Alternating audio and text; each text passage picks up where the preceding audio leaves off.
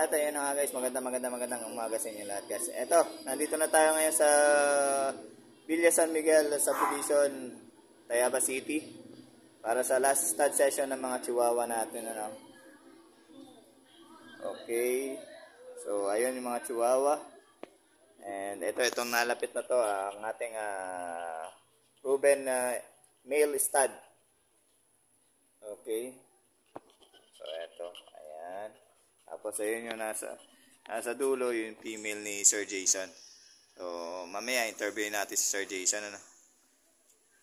Sa mga gusto magpa-stud ng Chihuahua, ayan, PM nyo lang ako, Ouch Reyes, para sa iba pang details ng ating proven stud Chihuahua. Ayan. So babalik kami guys. Ready lang namin.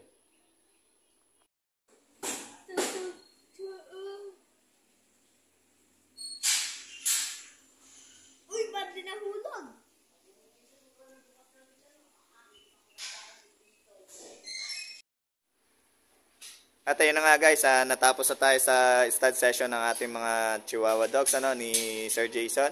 And syempre kasama natin ngayon si Sir Jason at ang kanyang bunsong anak. Good morning Sir Jason. Good morning po. Good morning Tutay. Good morning. Ayan, welcome to my vlog. And ayun, konting katanungan lang about sa inyong mga alagang Chihuahua, no? Bakit po Chihuahua ang nagustuhan yung alagaan?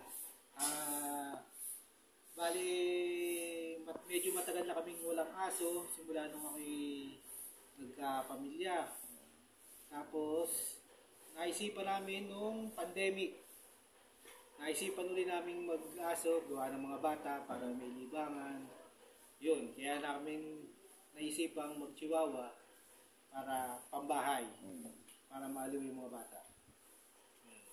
Ano pinagkaiba niya sa iba yung mga naalagaang aso?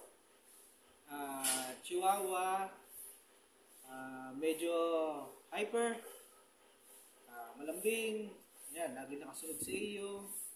Kaya, yung iba kasi namin mga aso, medyo malalaki nung muna eh.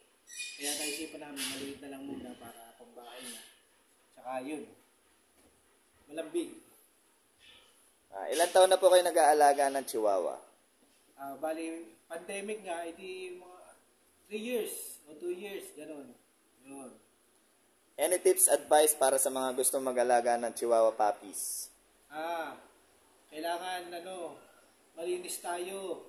Kasi, laging maihi sila. Kaya kailangan, turuan natin silang umihi sa potty tray, mga gano'n.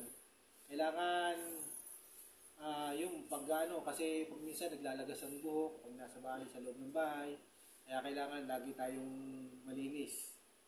Yan. So, paano kanila po makokontak para sa stud service ng Chihuahua dogs? Pag kukontakin nyo si Sir, Ouch Reyes, kung gusto nyo magpa-stud. Ayun. Madaling kausap, on time. Yun ang importante. Ayan. Okay, maraming salamat po Sir Jason sa inyong tiwala sa akin sa pagsushoot ng inyong mga Chihuahua dogs. Ayan, meron ka bang isa-shoutout dyan? Shoutout doon sa misis ko na sa opisina, City Treasurer. Kung di nyo na itatanong guys, magkapit-bahay kami nito sa Barangay Dos. Shoutout sa mga taga-Barangay Dos. Ayan, Lucena City. Sir Jason, maraming salamat po ulit at magandang umaga, sir. And hopefully, mag-take silang dalawa, no? Okay. And ayun, salamat po. Salamat din, sir. Salamat din.